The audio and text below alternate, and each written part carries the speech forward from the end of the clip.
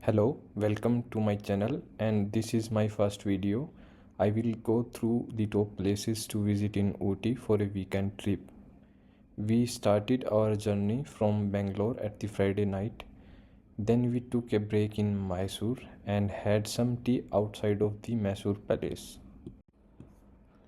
We then continued our journey and got stopped at Bandipur forest entry in very early morning. At the time of our visit, the opening time for forest was 6 am and the closing time was 9 pm.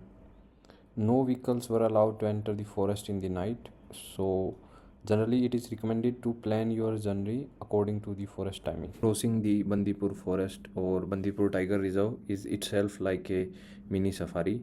There were lots of deer roaming and eating grass around the road. You could easily spot some elephants in the forest. We also encountered some other wild animals alongside the road, like sloth bear, striped necked mongoose. Unfortunately, we didn't saw any tiger. We reached Ooty in Saturday morning and roamed around the city and the market.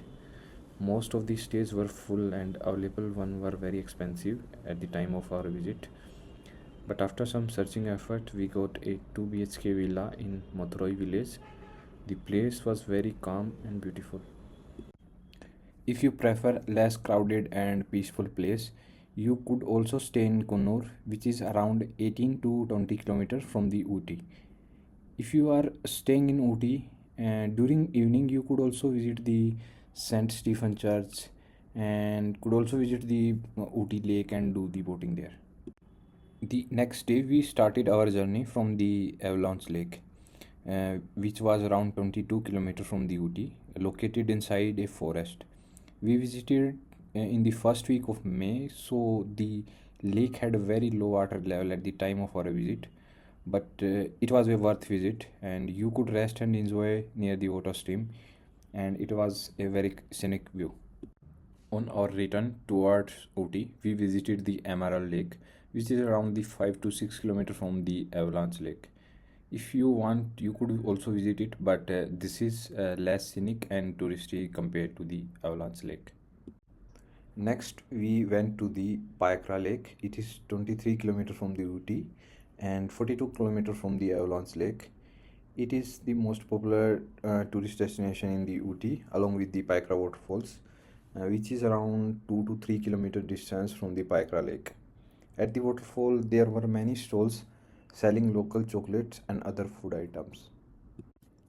If you are returning towards Mysore or Bangalore, it is recommended to cover the Pykara Lake and waterfall at the end of your journey because they are situated at the route of Mysore and Bangalore.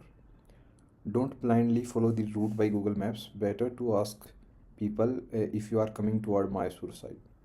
In our case, after visiting Pykara Waterfall, we followed the route shown by the Google Map and reached back to the Ooty, where we came to know about the route shown by Google Map is wrong, and then we have to follow that same highway where waterfall was located. Always keep some cash with you. There are very less number of seller and shops that have the UPI. I have attached my blog link in the description where I have written all these details.